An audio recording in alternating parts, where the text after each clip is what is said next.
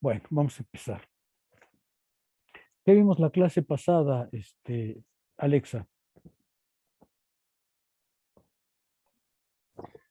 Retomamos otros ejercicios filosóficos. El primero de ellos era este examen de conciencia, que es básicamente tomar conciencia de este estado de alienación en el que podemos estar inmersos, en el que nos podemos encontrar. Y en el momento en que tomamos conciencia, pues hay que tratar de superar ese mismo estado, ¿no? Séneca al respecto decía, hay que hacer las veces de acusador de ti mismo, luego de juez y por último de abogado, ¿no?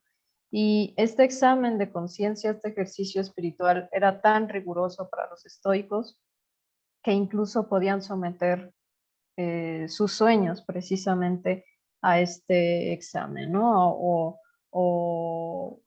En el proceso de rememorar toda su jornada, a través de este examen de conciencia se podían dar cuenta de las cosas que les faltó hacer o de lo que hicieron mal, cómo corregir eso precisamente que hicieron, ¿no?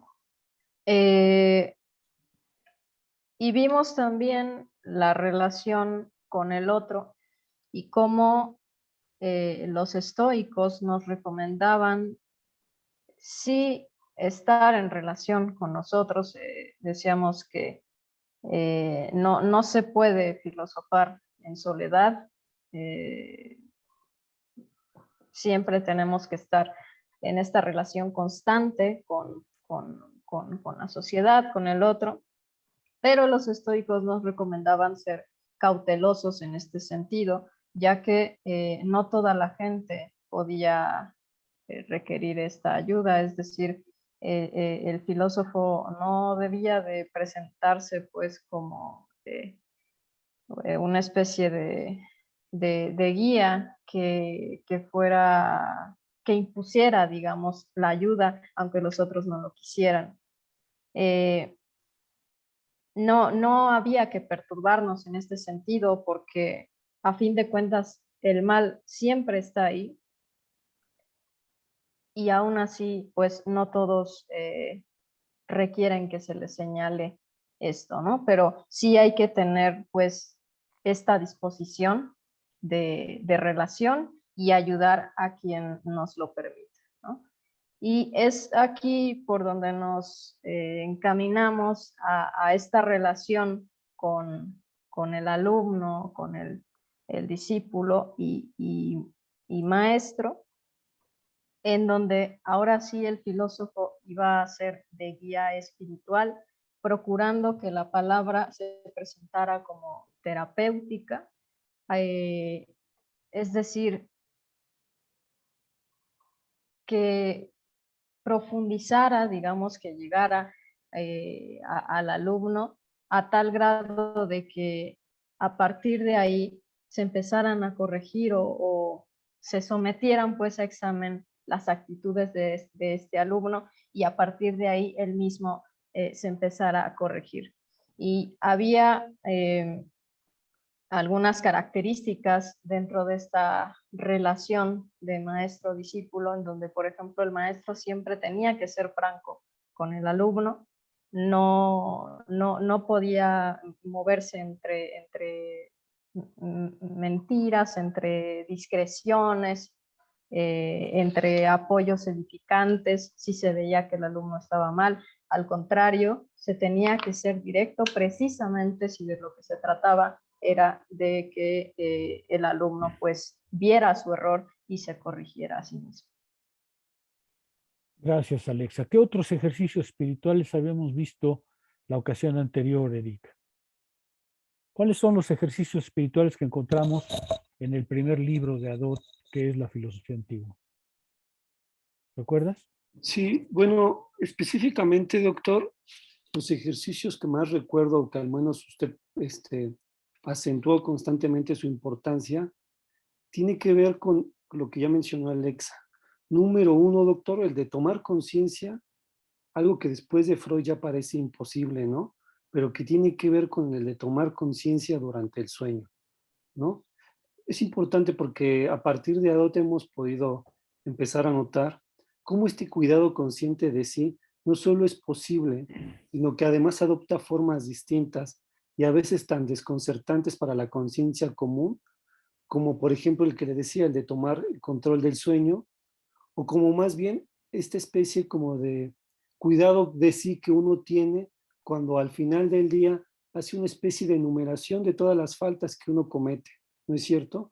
Para como, para hacerla como una especie de juez, ¿no es cierto?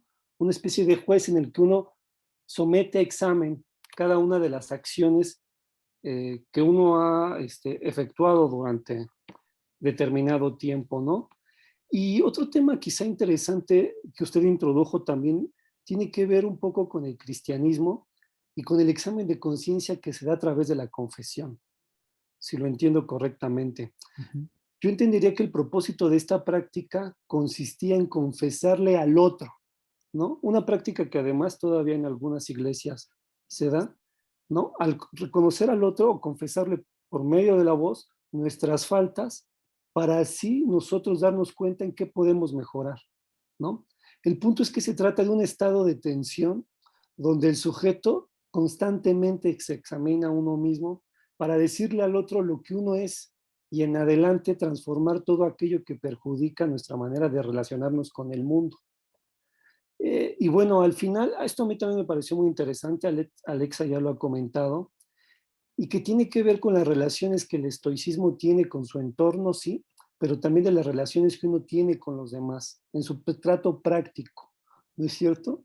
Y bueno, dos son fundamentalmente los dominios por los que ésta permanece de algún modo atravesada.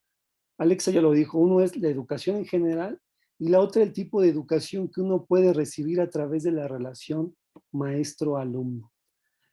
Algo interesante que usted nos hizo ver de una u otra manera es que el papel del filósofo aquí se vuelve como el de una especie de guía espiritual, ¿no?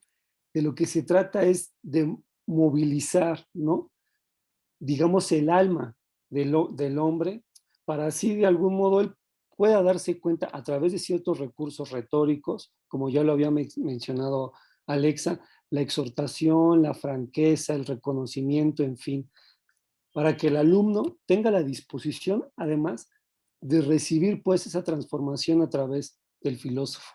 El filósofo es así un escultor de hombres y que además, esto también es interesante, ve en la sociabilidad un aspecto natural para seguir el bien. Yo creo que todo esto usted lo denominó bajo el rótulo del valor terapéutico de la palabra, ¿no? Y la honestidad, pues, con la que el estudiante adopta y digamos, toma cuerpo toda esta formación doctrinaria. Bien, Ese es el... gracias, Eric. Owen, ¿tú querías decir algo? Sí, doctor, precisamente, ya que los compañeros están hablando de los ejercicios, yo creo que también el principal que habla Adot es sobre la ascesis, ¿no? Que precisamente es el dominio de sí mismo, ¿no? Y que habla precisamente de que este ejercicio funciona para educar al verdadero hombre y que nos permite pues ser libres e independientes, ¿no? Tanto de una cuestión que es espiritualmente hablando del alma y también una cuestión física que también habla sobre el dominio que nosotros tenemos hacia nosotros y también está la involucración de lo que sería la concentración del yo y del sí mismo, ¿no? Sí, efectivamente, la palabra ejercicios espirituales tiene ese doble sentido que ustedes comentan. Primero es efectivamente un ejercicio, una práctica, una regularidad, una acción sobre sí. Es un prepararse. El término de ejercicio es efectivamente eso, ¿no? Una preparación literalmente, una formación de sí mismo. Y espiritual quiere decir que alcanza todos los contextos del individuo, desde la psique hasta el cuerpo. Puede incluir, dice Adot, de ejercicios, prácticas de tipo alimenticio, puede adquirir prácticas de ejercicio de limpieza corporal, puede incorporar también prácticas que parecen meramente espirituales, como la lectura, Vamos a hablar un poco de la lectura en su momento, la meditación, pero desde luego involucra toda la psique del individuo. Este es el sentido de ejercicio espiritual, que es un término que Adot introdujo y que a mí me parece muy interesante en filosofía y necesario para que los jóvenes lo conozcan. Sergio, ¿tú quisieras agregar algo? No, doctor, mientras vayamos avanzando, a ver, voy a seguir analizando el texto a ver qué más se puede agregar. Bueno, habíamos convenido que con eso terminábamos el libro de Adot, nos deteníamos un momento en el libro de Adot y pasaríamos a el libro de la Ciudadela Interior, un libro bellísimo, un libro al que me gustaría que rindiéramos un poco homenaje. Para mí un libro excepcional, que por supuesto en Francia tuvo una gran importancia, un libro francamente delicioso que Adot escribió y que en este curso aprovecharemos para rememorar. E íbamos a empezar para justamente hacerle justicia al trabajo de Adot, no directamente con los ejercicios espirituales del asentimiento, sino con la presentación del libro mismo, porque el libro mismo tiene una historia fantástica que nos va a contar Tomás. El libro mismo tiene, ustedes lo verán, no sé si la leyeron, pero si no, van a constatarlo, tiene una historia maravillosa, es un milagro la llegada de ese libro a nuestro mundo y las dificultades que hubo para comprender su género, su naturaleza. Tomás. Sí, doctor. Eh, Justamente Adod empieza con esta idea, ¿no? Con el asunto de la situación actual, ¿no? El hecho de, como de que esta industria literaria, de la que además hablábamos, pareciera que nos hubiéramos puesto de acuerdo, ¿no? Que hablábamos al comienzo de la reunión, nos hace pensar que la circulación y la posesión del libro siempre fue tan sencilla como ahora, ¿no? Y Adod nos hace un llamado a reflexionar sobre esto, ¿no? Él mismo dice que el hecho de que las meditaciones de Marco Aurelio hayan sobrevivido a múltiples incendios o a destrucciones de bibliotecas, ¿no? Y que haya llegado hasta nosotros es un milagro, ¿no? Esta odisea fue particularmente arriesgada, dice Adot, ¿no? Pero esto lo damos por sentado, porque en nuestra época, donde la impresión y la difusión de los libros comerciales es una operación más o menos sencilla, banalizamos, ¿no? No visualizamos la importancia que un libro que además tiene siglos y siglos haya llegado hasta nosotros, ¿no? Creo que es el caso, por ejemplo, de las obras de Platón, ¿no? 2300 años después están con nosotros, ¿no? Y podemos dar cuenta del pensamiento griego, ¿no? Lo mismo fue el caso de las meditaciones. Entonces, con esta idea como de llamar a reflexionar acerca de la importancia de que poseamos hoy en pleno siglo XXI un libro de tantos siglos de antigüedad, creo que es un milagro y creo que es importante tenerlo en mente, ¿no? La segunda idea con la que Adot abona es que las meditaciones eran un ejercicio espiritual del emperador, ¿no?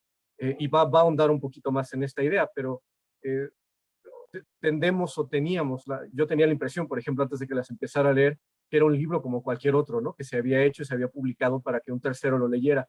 No es el caso con Marco Aurelio, ¿no? Marco Aurelio parece estar escribiendo para su uso personal y de su propia mano, ¿no? Cosa que además Adot va a recalcar al final del capítulo, cuando afirma que no hay que olvidar que la mayoría de textos se escribían a través de escribas, ¿no? Usted estaba, y creo que es algo que además usted toca en varios de sus textos, ¿no?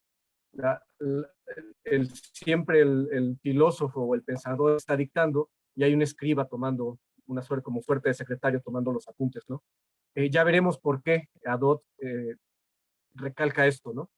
Pero entonces el texto de Marco Aurelio, las meditaciones, fue un texto o eran pequeñas notas o fichas, va a decir Adot adelante, que el emperador escribía de su propia mano, ¿no? No sabemos todavía si fue un familiar, dice el mismo Adot, si fue un admirador, si fue un allegado, el que tomó estas notas, que además es probable que el emperador las hiciera sobre tablillas de cera o sobre tablillas de madera, y que a su muerte las recogiera, ¿no? Y las conservara.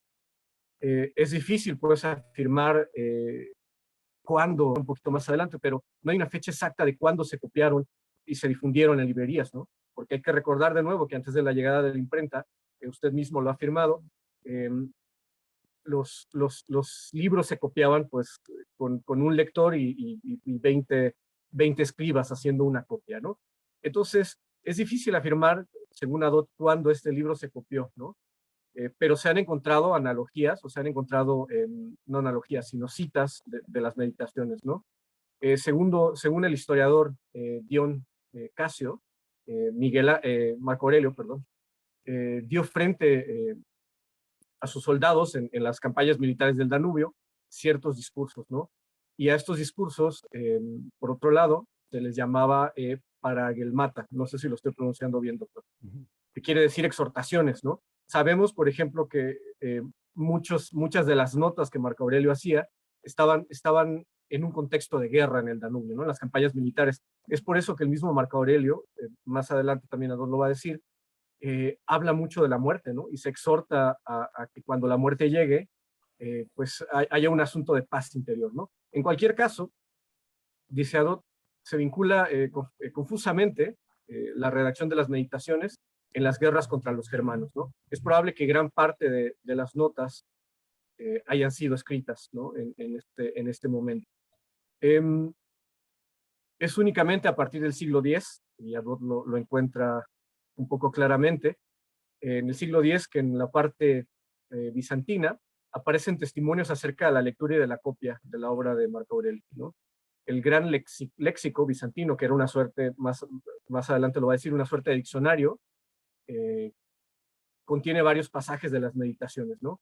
Por otro lado, el obispo Aretas, también bizantino, en una carta que data más o menos del 907, imaginemos, ¿no? El siglo X, habla acerca de poseer un ejemplar, pero este ejemplar, como los libros que usted trajo de Francia, doctor, estaba un poquito en mal estado, ¿no? Entonces Aretas manda a reproducirlo porque justo era su preocupación legar un buen ejemplar, ¿no?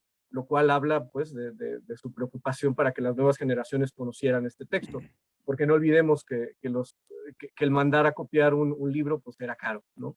No es como hoy en día que tenemos las fotocopiadoras y pues se puede hacer prácticamente en el instante, ¿no? En aquel entonces era incluso bastante caro, ¿no? Recuerdo alguna vez, doctor, que usted nos mencionó que un emperador llegó a intercambiar una copia de la Biblia por un castillo, ¿no? Creo que eso es sintomático del asunto que está viviendo el obispo Aretas, ¿no?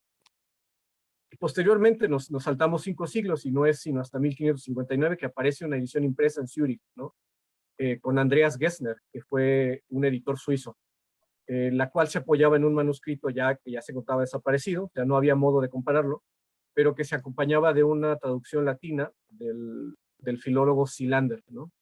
Un personaje también que Adot no nos da muchas pistas, pero que si vamos a investigar fue alguien muy interesante, ¿no? Fuera de esta edición, pues no poseemos ningún otro manuscrito completo. Hay uno, que es el Vaticanus Graecus, que data de 1950, data del siglo XIV, perdón, tengo mala fecha por ahí, debe ser 1550. Es por ello entonces que podemos decir que conocemos las meditaciones gracias a una suerte inesperada, ¿no? Sin embargo, el texto tiene sus peros, ¿no? Que ya veremos, ya iremos viendo la marcha, ¿no? Uno de estos peros es que algunos... Un pequeño sí, comentario antes que sigas para animar un poco la cosa, ¿no? A dos. Efectivamente, hay unas anécdotas muy interesantes de que los grandes autores antiguos no solían escribir de propia mano, sino que solían dictar a los escribas. Sin embargo, los mismos autores antiguos se quejan de esa práctica porque dicen, por ejemplo, San Jerónimo dice en alguna parte que no le gusta porque el escriba que tiene enfrente pues lo apresura, ¿no? Tiene vergüenza de equivocarse frente al escriba y entonces pues tiene que darse prisa y trata de no corregirse para no parecer vacilante y luego es una persona extraña, ¿no? Entonces de manera que no se le puede confiar todo lo que uno piensa porque pues de todas maneras es otra persona y no se puede escribir de manera autómata, ¿no? Automática. Es muy interesante porque en el libro cuento una historia muy simpática. Cuando los escritores empezaron por fin a escribir de propia mano, por allá del siglo XII, fueron monjes, ¿no? Y entonces empezaron a hacer poesías eróticas porque como por primera vez estaban solos, pues entonces por primera vez se sentían capaces de decir cosas que no dirían ante otra persona. Como dice Jerónimo, hay cosas que no dirías ante otra persona, de manera que pues te las callas frente al escriba porque las consideras demasiado personales. Pues eso es exactamente lo que pasó. Ahora, ¿por qué Marco Aurelio toma la pluma por sí mismo? Ya lo vas a explicar, pero es un caso excepcional porque efectivamente lo que sucedía en general era tener a uno o más escribas a la mano, ¿no? De hecho, también este es un pequeño paréntesis cultural. Entre más escribas tuvieras frente a ti, más deslumbrabas a los demás, ¿no? O sea, San Agustín, por ejemplo, perdón, no, Santo Tomás, aparentemente tenía varios secretarios al mismo tiempo frente a él. Dictarle a varias personas textos diferentes, pues es una proeza, ¿no? De manera que eso era considerado como casi una genialidad. Y efectivamente, durante mucho tiempo el secretario fue el acompañante obligatorio del autor. Pero en este caso, Marco Aurelio no es realmente un autor en el sentido tradicional del término, va a ser otra cosa. Y justo por eso sus meditaciones están escritas a mano y dice Adot, y esto es importante, en griego, no en latín, las escribe en griego, porque el griego era la lengua filosófica, ¿no?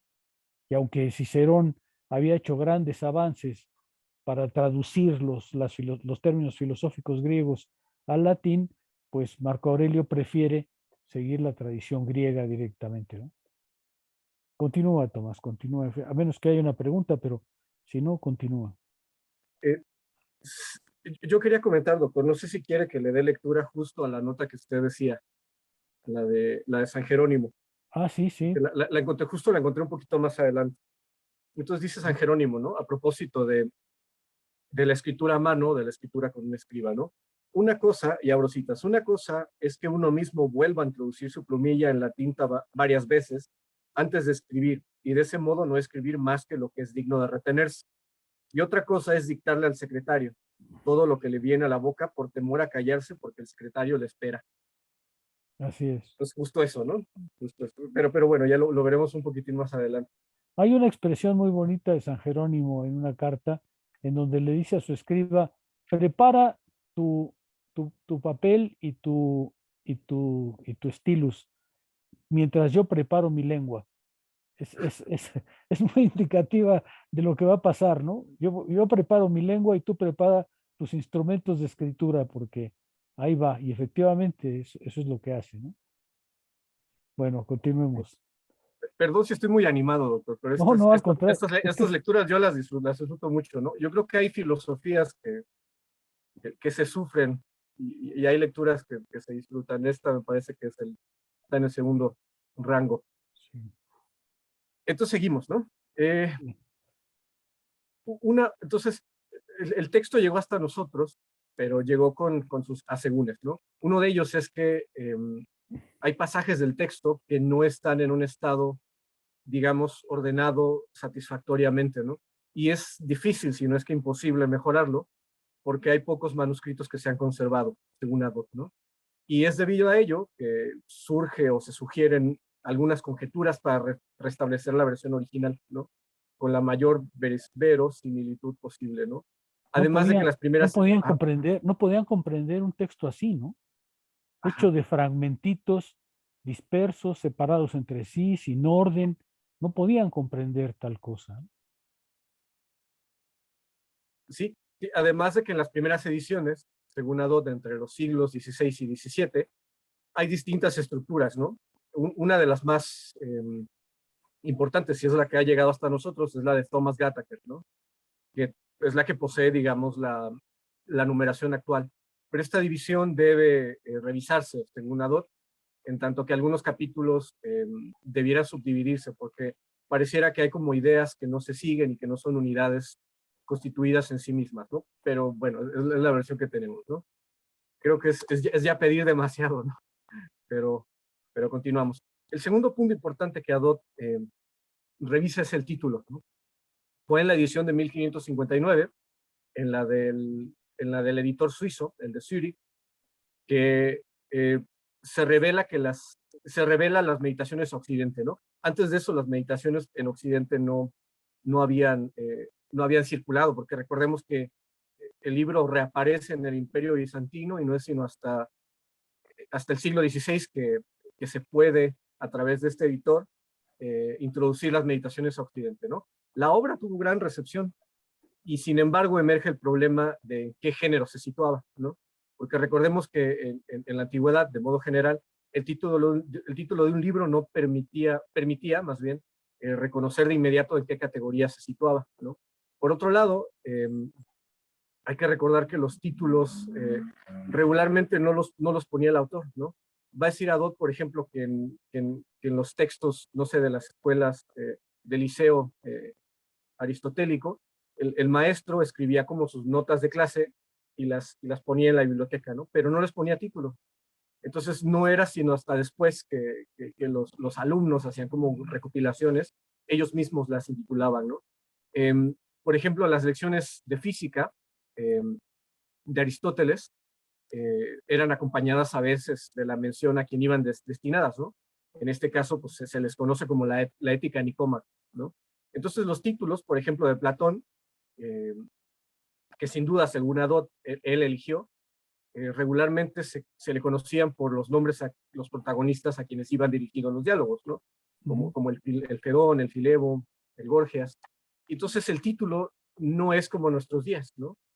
No es una invención que el autor destina y que además lo hace súper rimbombante para llamar la atención de los lectores, sino se hace a través, según Adot, de extrañas fórmulas, ¿no? Y aquí no comprendí muy bien a qué se refería, porque cita algunos títulos, ¿no? El primero es La cantante calva, luego La bailarina de Chatterton. Es que lo que está diciendo Adot, es que el autor moderno, para sorprender al lector y para atraerlo, por lo menos para atraer su curiosidad, pues pone títulos extraordinarios, ¿no? Como La cantante calva, que es una obra de Ionesco, ¿no? Entonces lo que dice Adot es, hoy, para atraer al lector, al eventual comprador además, pues le pones un título sorprendente como estos, ¿no?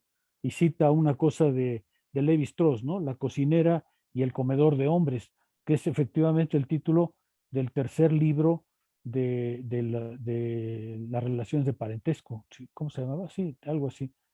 Es el tercer título de esa serie de Levi Strauss. Una cosa interesante quizá que vale la pena mencionar también como cultura general es que el autor no le ponía título y cuando los escribas le ponían el título al libro, no se lo ponían al inicio como nosotros, sino hasta el final del rollo para que se conservara, porque claro, el inicio del rollo se iba a malgastar muy rápido, se iba a dañar muy rápido. Entonces los escribas solían poner el título, pero hasta el final, para que se conservara, como el rollo iba justamente hasta el final enrollado, pues entonces en el final duraba más. A eso se refiere Adot en ese caso. Los autores no ponían título, pues porque no pensaban en su publicación, no pensaban en el auditorio, ¿no? Los otros autores modernos todo el tiempo estamos pensando en el lector. En cambio, estos no piensan en el lector, piensan sobre todo en el público al que quieren influir, ¿no? Continúa, Tomás. Sí, doctor. Por otro lado, es posible que cuando Marco Aurelio escribiera las notas, pues no pensase en publicarlas, ¿no? No, Por lo no, general, no. por lo general, cuando se escribía un libro en la antigüedad no lo titulaba, ¿no? Además de que estas notas se llaman hipomnémata. No sé si lo estoy pronunciando bien, doctor. Hipomnémata, sí. Hipomnémata. Entonces, estas notas, ya lo veremos un poquito más adelante, eran más o menos comunes en la antigüedad, ¿no? Eran como las fichas que hacemos hoy. Es que escuchamos algo que nos interesa o algo que leemos y nos interesa, entonces los autores iban tomando notitas para ellos mismos, ¿no? Entonces, cuando Arezas, a quien debemos la salvación del texto que tenemos hasta hoy, describe el manuscrito, se contenta con designarlo, y además este es un título interesante, como el muy provechoso libro del emperador Marco, ¿no? Ese es como digamos, el primer título que llega hasta nosotros, ¿no? Lo que nos lleva a pensar que el manuscrito no estaba titulado. Cuando Aretas escribe en sus escolios a Luciano, cita el texto como los escritos éticos destinados a sí mismo, ¿no? Creo que esto ya se acerca más al sentido original de las tablillas, ¿no? De la obra. Por su parte, el diccionario bizantino, que ya habíamos citado, que además se me olvidó decirles que se llamaba la Souda, el Sí. léxico bizantino. Se llama Suda, Eh, la Suda. Suda, ¿te pronuncias Suda? Sí. Ok, dice de Marco Aurelio que consignó 12 libros como una suerte de reglas para su vida, ¿no? Entonces recordemos, por ejemplo, que Temisto, en el siglo IV, alude de forma imprecisa a estas exhortaciones, ¿no? Tampoco el manuscrito del Vaticano le da nombre alguno, entonces el título es más bien como una suerte de acuerdo entre los editores, ¿no? La versión de Silander, este filólogo, que acaece después de la publicación en griego, propone el título, y a ver si lo leo bien en latín, de seipso seu vita sua, ¿no? De sí mismo o de su vida.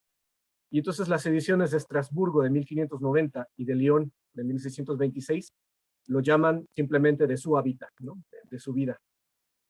Meric Casaubon, en la edición grecolatina de 1643, propone también el título de seipso et da ad seipsum, sobre sí mismo y hacia sí mismo, ¿no? Que también nos da una idea, ¿no? Los posibles títulos. También Thomas Gattaker da la fórmula del título, y era de sus asuntos privados o de las cosas que pensaba que le concernían, ¿no? Entonces, vemos cómo no es sino hasta muy tardíamente que la obra adquiere un título, ¿no? El siguiente apartado se llama Hipótesis sobre el género literario de la obra, ¿no? Un pequeño comentario sobre esto de... es muy interesante este punto porque algunas veces uno ve referencias de autores que tienen varios títulos y dice Adot, no es que hayan escrito varios libros, son el mismo libro, solamente que como no le puso título, pues alguien le puso otro título y otro título, entonces en realidad es el mismo libro, pero los diferentes editores le han puesto títulos diferentes. Es por ejemplo también el caso de Epicteto, ¿no? Que a veces su libro se llama Diatribas, a veces como en la edición en español se llama algo así como Exhortaciones por Arriano, ni siquiera aparece el título de Epicteto, en fin, es interesante esto porque justamente de repente uno encuentra un autor que parece tener varios libros y en realidad es el mismo libro, salvo que los editores le han cambiado, le han puesto títulos diferentes, ¿no? Sí, incluso el libro este de Epicteto, doctor, se ha llegado a llamar Manual para una vida feliz, ¿no? Cosa Sí, que sí. creo que es Suena, bastante moderno, ¿no? Suena hasta manual de autoayuda. Suena hollywoodense, ¿no? Sí, sí. Entonces, bueno, eso por un lado por el título, ¿no? El siguiente apartado se llama Hipótesis sobre el género literario de la obra, ¿no? Muchos historiadores, según Adot, no comprendieron lo que Marco Aurelio se propuso al escribir las meditaciones, ¿no? Porque además pensemos que a los editores les había llegado las obras de Platón o las de Cicerón, y según Marco Aurelio, Silander, por ejemplo, llegó a pensar que las meditaciones no tenían, y esto lo digo entrecomillado, porque también no son mis palabras, son las de Silander, que no tenían la bella ordenación de un diálogo de Platón, o también la lógica extensa de un tratado de Cicerón, ¿no? Que estos eran como, digamos, los referentes de la antigüedad, ¿no? Y no eran más que extractos de silvanados, ¿no? Que no seguían un orden, que no seguían un hilo conductual, y que el libro había llegado hasta nosotros en un estado mutilado, ¿no? Entonces era lo que pensaba Silander, ¿no? Que el libro realmente era pues un tratado sistemático, pero alguien por ahí le había mochado alguna parte, y entonces había llegado en desorden y con aparentes rasgos de mutilación. Entonces le parecía inconcebible a Silander que Marco Aurelio hubiese legado a la posteridad estos textos tan oscuros, ¿no? Y en desorden. Y en aquella época también se consideraba el tratado sistemático como la forma perfecta de la producción filosófica, ¿no? Entonces, tenemos por un lado estas grandes producciones aristotélicas o platónicas, y tenemos del otro lado este libro que nos llega como en desorden y sin un hilo, y entonces los editores no sabían en qué género poner a las meditaciones, ¿no? El caso de Casaubon, que es interesante, que además fue el traductor al inglés del texto, es distinto porque él parece comprender mucho mejor el sentido, ¿no? El sentido de las meditaciones, porque además era más instruido en varios géneros literarios de la antigüedad, y recuerda Adot que en el prefacio a la traducción latina existía entonces un género literario que era el de la sentencia, ¿no? Que además era practicado por Teognis y Fosílides. Y este consiste en expresar los propios pensamientos en forma de aforismos breves, ¿no? Cosa que es interesante, que ya veremos un poquito más adelante, ¿no? Y además Casaubon, pero antes, este era el caso, por ejemplo, del manual para la vida feliz de Picteto, ¿no? Que además fue, pues, le dieron un orden más importante a un momento, doctor, porque tengo un vecino aquí un poco molesto, entonces déjeme cerrar la puerta porque me está distrayendo. Bueno. Bueno, tomo un poco el relevo. Esta historia que está contando Tomás, pedí que lo hiciera porque es extraordinariamente interesante, ¿no? Un texto que no comprende nadie muy bien, que tiene un estilo inconcebible para los siglos XVI y XVII y para los estándares de la escritura antigua, y que está en manos de Occidente muy tardíamente. Es una obra extraordinaria y es un proceso extraordinario del que Adot, me parece, va a dar cuenta, como nos va a contar ahorita Tomás. Listo. Es que tenía la puerta abierta por el calor y entonces me estaban distrayendo. Entonces es Casaubon quien hace ver al público, a los lectores, que Marco Aurelio escribe para sí mismo, ¿no? Es una suerte de ejercicio espiritual y que no busca una suerte de claridad en tanto que no se dirige a un público, ¿no? Entonces critica también la costumbre que se adquirió de citar el texto, titulándolo de su habita, porque si bien es cierto que emperadores como Augusto, por ejemplo, escribieron libros sobre sus vidas, donde trataban pues, sus acciones y acontecimientos de la vida pública o privada, el caso de Marco Aurelio es distinto, porque se trata de un escrito que se refiere a la regla de su propia vida, ¿no? No es como una suerte de autobiografía, como veíamos en clases anteriores, y es por ello que no entra dentro de estas categorías de su vida, ¿no? Se trata pues de un diálogo que Marco Aurelio entabla consigo mismo. Eso me pareció bello, ¿no? Es importante recordar, según Casaubon también, ¿no? Y sobre todo, precisa que para los platónicos y los estoicos, el sí mismo, esta referencia a sí mismo, no es otra cosa que el alma o el espíritu, ¿no? Eso me pareció bello también, ¿no? Entonces, las meditaciones son un diálogo espiritual o un diálogo del alma con el alma misma, ¿no? Es Thomas Gataker, por otro lado, quien... espérame, que ya me perdí en el hilo. Aquí está. Es Thomas Gataker, por otro lado, quien afirma con más precisión el carácter de las meditaciones, ¿no? Opone este nombre de las conversaciones de Picteto, las cuales siempre fueron redactadas por su discípulo Arriano, como sabemos, quien además le dio la estructura al manual para la vida feliz, al escrito de Marco Aurelio, ¿no? El cual emanó de sus propias notas, o sea, no había alguien que estuviese tomando notas, ¿no? Emplea pues siempre la palabra adversaria, es decir, lo que siempre está delante de sí. El borrador que tenemos pues es que este término es interesante, quizá me perdí en la explicación. Thomas Gataker le llama adversaria, ¿no? Porque adversario quiere decir algo que está siempre a la mano. Entonces, Gataker supone que las tablillas que Marco Aurelio iba escribiendo siempre las tenía consigo, ¿no? Era algo que siempre llevaba consigo a las campañas militares, ¿no? El emperador, pues, siempre tenía el espíritu aplicado en las ocupaciones filosóficas, ¿no? Y la costumbre de poner por escrito sus pensamientos en la medida en que los pensamientos le llegaban, ¿no? Y entonces tampoco se veía obligado a poner todo en orden, ¿no? O sea, imaginemos que las meditaciones, esta suerte como de fichas, los autores las escribían a partir de lo que a ellos les interesaban y a lo que el momento espiritual les requería, ¿no? Sin embargo, el filólogo Barth que en el siglo XVII destaca, que se descubre en el manuscrito de Marco Aurelio, Huellas de una organización, ¿no?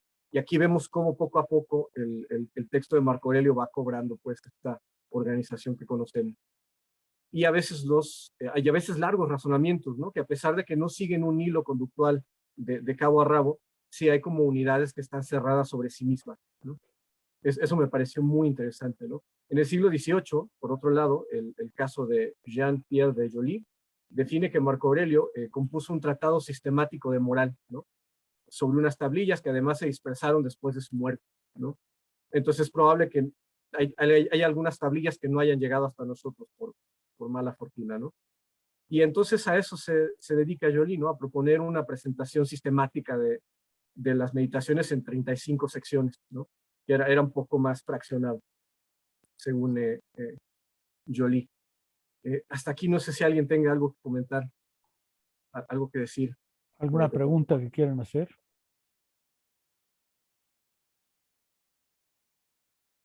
¿No? ¿Nadie? Avancemos, Tomás. Avancemos entonces, doctor. En el siglo XX, Farquharson retoma la hipótesis de Barth y la de Joly, pero desde otra perspectiva. Según él, durante 15 años Marco Aurelio escribió materiales de todo tipo, ¿no? Entonces, con vistas a una redacción que se llamaría además, o sería acerca del consuelo y del aliento, ¿no? Es lo que Barth, el filólogo, afirma. Si esta tesis fuera cierta, entonces Marco Aurelio habría dejado a un secretario la labor de organizar sus propias notas para la creación de una sola obra que tuviese una unidad, ¿no? Y el que hayamos recibido el trabajo en desorden puede obedecer a que este secretario las dejara tal cual, que no las ordenara, o que introdujera él mismo un orden que no nos satisface. O quizás, ahonda Dot, a que los escribas lo mutilaran y lo desorganizaran, ¿no? En el curso de los años. En cualquier caso, Marco Aurelio habría querido redactar un manual de consejos útiles para la vida filosófica, ¿no? El carácter, pues, desordenado de las meditaciones no molestaba de ninguna manera a los lectores del siglo XIX, porque además recordemos que en esa época estaba el romanticismo en el pensamiento, y se creía entrever en la obra del emperador filósofo una suerte de diario íntimo, ¿no? Cosa, según Adot y nos va a exponer adelante, no es el caso, ¿no? Es probable, pues, que ese diario íntimo, según Renan, el emperador lo escribiera en griego, ¿no? Que además él consideraba, pues, que era la lengua, como el doctor adelantaba, de la filosofía, ¿no? Y escribiera en griego, pues, estas máximas a las que recurría para fortalecerse, y también algunas reminiscencias, como veremos más adelante, ¿no? Algunas notas de otros autores que además él luego sistematizaba para su propio estudio, ¿no? Escribió, digámoslo así, una suerte de diario, si entendemos por diario, notas que se escriben para uno mismo, ¿no? No la clase de categoría que tenemos por diario hoy en día, ¿no? Que además ahí escribimos lo que nos pasó en el día y si tenemos un amor, pues ahí lo plasmamos también. No en ese sentido, sino en el sentido de notas dirigidas a sí mismo para cambiar el discurso interno, ¿no? Eso lo veremos un poquito más adelante, ¿no? No sé si alguien quiere decir algo o ya paso al siguiente apartado que se llama Una obra extraña, ¿no? Que también ahonda un poquito en estos menesteres. Bueno, nada más yo agregaría para darle marco a todo esto. Lo que Adot ha estado mostrando es justamente la extrañeza de un texto así, las dificultades que tuvieron los editores para comprender un texto así que está formado, efectivamente, ustedes lo ven, de frases a veces muy pequeñas, a veces un poco más largas, pero que no siguen ningún orden lógico una a la otra, que parecen repetirse constantemente, parecen repetir una serie de temas. Algunas expresiones son incluso casi idénticas. ¿Qué clase de obra tenían enfrente? Los editores no aciertan a darle un lugar, llamarlo diario íntimo es cuando menos un anacronismo, ¿no es verdad? Tampoco es un manual de la vida feliz ni un manual para la vida ética. ¿Qué es entonces el género del libro? Es ahí donde Adot, creo, tiene el gran mérito de encontrar la verdadera explicación de por qué ese libro y por qué tiene la forma que tiene y los rasgos que tiene. Digamos, lo que ha estado planteando muy bien Tomás es esa extrañeza que después del siglo XV se resintió frente a un libro de esta naturaleza. Las hipótesis más disparatadas, por ejemplo, esa de que seguramente las escribió en tablillas de madera y a alguien se le cayeron y entonces simplemente como las recogió, las imprimió, o bien el copista que desordenó su trabajo y lo entregó de cualquier manera. Todas esas hipótesis, por extrañas que parezcan, estaban destinadas a dar algún sentido a una obra que parecía extremadamente rara en relación a los tratados platónicos o aristotélicos, ¿no es cierto? Y es ahí donde Adot va justamente a plantear el tema de qué es el libro de Marco Aurelio. Ahora sí, Tomás. Sí, doctor. Adot remarca en el siguiente pasaje el estado en que los primeros humanistas descubren el manuscrito, ¿no? Se encontraban en presencia de una obra que no tenía un título fijo, porque como ya hemos revisado, habían varios posibles títulos, que empezaba con una enumeración de ejemplos o consejos, porque hay que recordar que el libro 1 de las meditaciones es una suerte como de agradecimiento, ¿no? Marco Aurelio agradece primero a sus maestros, luego agradece a sus padres, luego agradece al emperador Antonio el Piadoso, y también agradece a los dioses que le habían favorecido, ¿no? Y después hay una larga mención, no larga, pero hay una mención, lo dice, escrito en el país de los cuates. Después, a lo largo de varias páginas, se extiende una suerte de reflexiones que representan un problema a la hora de separar los párrafos, ¿no? Creo que eso es un problema interesante y ahorita Dot nos va a ir guiando poquito a poquito.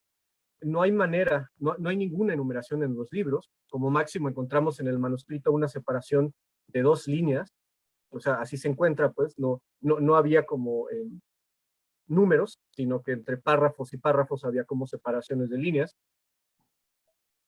Y esas separaciones se encuentran entre los libros 1 y 2, 3 y 4, 5 y 8, no, 4 y 5, perdón, 8 y 9, y así como una marca divisoria entre los actuales libros 11 y 12, lo cual sugiere que las divisiones entre 3 y 4, 5 y 6, 6 y 7, 7 y 8, 8 y 9, no se encuentran señaladas en el original, ¿no?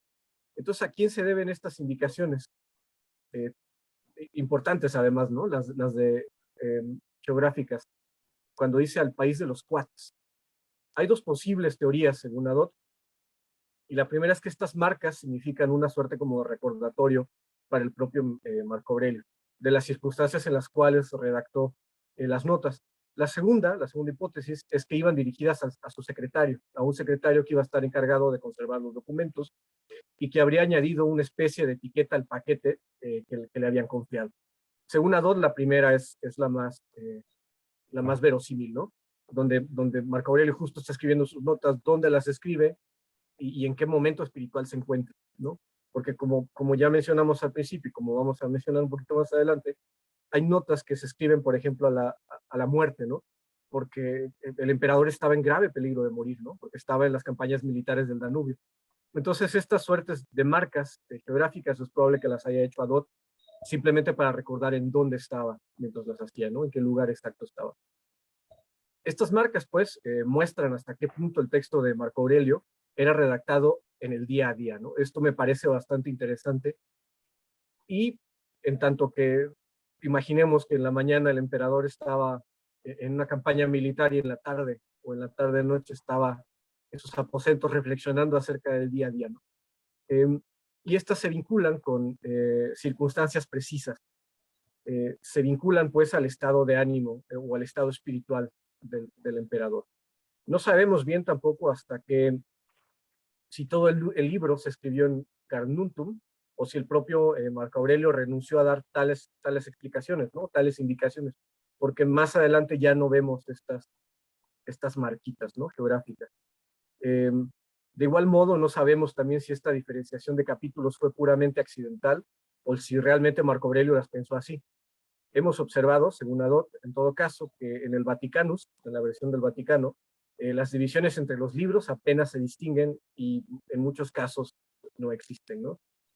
El propio contenido de la obra es bastante desconcertante, ¿no? Si bien el libro primero presenta agradecimientos a mortales y a dioses que contribuyeron de un modo u otro a la creación de estas notas, el resto de la obra es una serie de silvanadas, según Adot, o al menos en apariencia eso aparenta, de reflexiones que no siguen un mismo género literario, ¿no? En este sentido, encontramos muchas frases muy breves y a menudo impersonales y bien redactadas. Y aquí no sé si sea buena idea leerlas, doctor. Pues algunas. Porque justo nos presenta en la página 81 de la versión en español tres frasecillas cortas y bien pensadas, ¿no? La primera aparece en el libro 8 y dice: pronto lo habrás olvidado todo, pronto todos se habrán olvidado. En el libro 4 aparece: todo es efímero, tanto lo que se acuerda como lo que es recordado. En el libro 6, y aquí no alcanzo a leer muy bien, pero dicen: la mejor manera de vengarse de ellos es no parecerse a ellos, ¿no?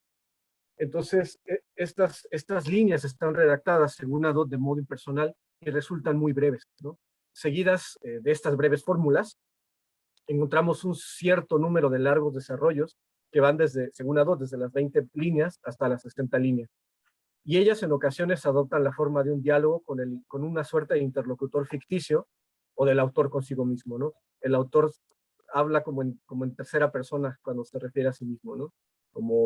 Como si alguien más le hablara o se inventa o se imagina un autor ficticio, ¿no? Y entonces pasamos al siguiente apartado, doctor, a menos de que haya algún comentario o pregunta. ¿Nadie desea comentar nada? ¿Preguntar algo? Podemos avanzar, vamos a avanzar, Tomás, para... Sí, doctor.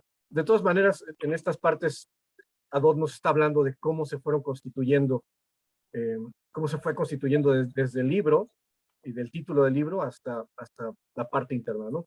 Creo que es más o menos claro. El siguiente apartado se llama las meditaciones como notas personales, y aquí creo que ya entramos un poco en materia, ¿no? Aquí es Adot ya dando su propia explicación.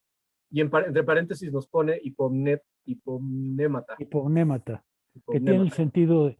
Hipomnémata tiene el sentido de recordación, de rememoración, ¿no? Contiene la raíz nemo, de mnemotecnia, de memoria. Entonces los apopnémata eran como recordaciones, como cosas a recordar, como rememoraciones, digamos así. Sí, justo eso nos explica Adot en este capítulo, ¿no? Entonces se encuentra aquí, según Adot, la actividad intelectual a la que Marco Aurelio se entregó durante toda su vida. Ya en su juventud, cuando era alumno de Frontón, copiaba asiduamente extractos de autores latinos y seguramente tomó luego la molestia de elaborar para su vejez, eso entre cursivas, una clase de antología de citas que le resultaban edificantes, ¿no? Cuyas huellas podemos localizar en las meditaciones. En primer lugar, pues, según Adot, parece, en efecto, que al escribir las meditaciones, Marco Aurelio decide cambiar por completo la finalidad de su actividad literaria. En los libros 2 y 3 encontramos alusiones a la muerte, en tanto se encontraba, como ya mencionábamos, comprometido en estas campañas militares en el Danubio. Entonces acá no sé si me permitan leer justo también otros extractos que me parecieron interesantes y que Adot cita de manera casi textual. 34. Son breves, igual no nos quita mucho tiempo. El primero dice: deja los libros, no te dejes de distraer más, ya no te está permitido. Eso viene en el libro 2.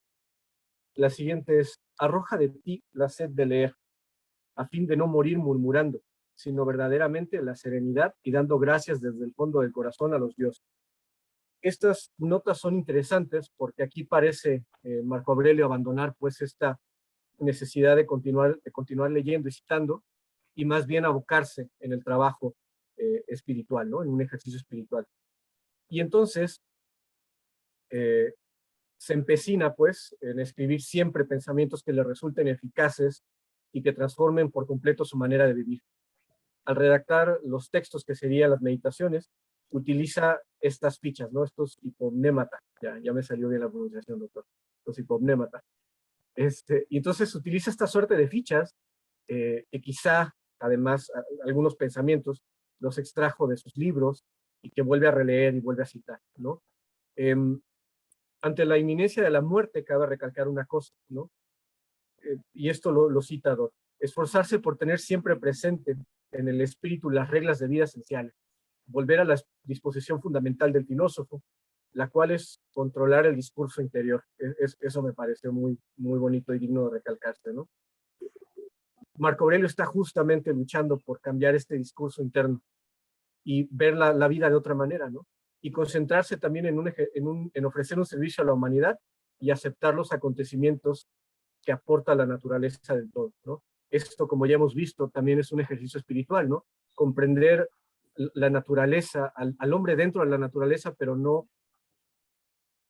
desde un punto de vista, digamos, humanista, sino desde el punto de vista del todo, desde el punto de vista cósmico, ¿no?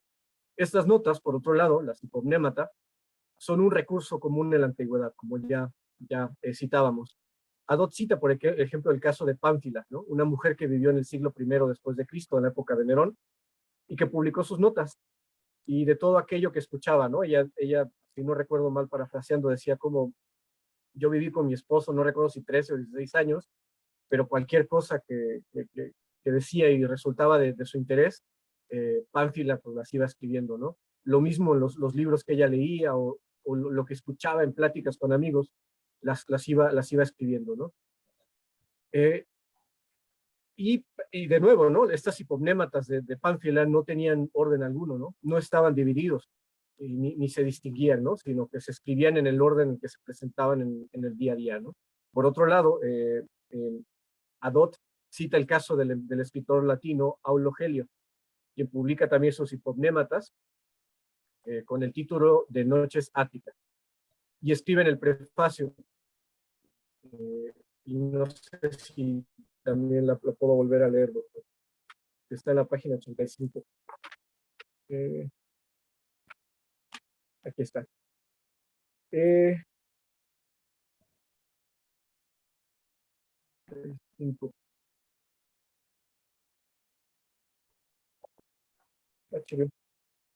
Estoy en la página equivocada. Ajá. Entonces, en el siglo... entonces, bueno, el autor dice, según si había tenido en mano un libro griego o latino, o había escuchado una conversación digna de ser recordada, anotaba todo lo que me interesaba, fuera del tipo que fuera, sin orden, y lo dejaba a un lado para sostener mi memoria. Ese es el sentido etimológico de hipomnémata, ¿no? Entonces aquí vemos cómo estas notas hipomnématas pues son un ejercicio, son una suerte de recurso que tienen, que tienen en común muchas personas. Ni siquiera tienen que ser filósofos, como el caso de Pánfila, ¿no? Y entonces es posible que mucha gente culta, y en especial filósofos, tuvieran la costumbre de reunir así sus notas, ¿no? Para un uso personal, tanto para recopilar información como para su formación. Las meditaciones de Marco Aurelio se corresponden a esta clase de escritos, según Pierre. Y estas notas son en su mayoría, pues, exhortaciones a sí mismo. Una clase de diálogo consigo mismo, y esta clase de diálogo interno dio lugar a un género literario muy particular, del que solo conocemos el ejemplo de los soliloquios de San Agustín, ¿no?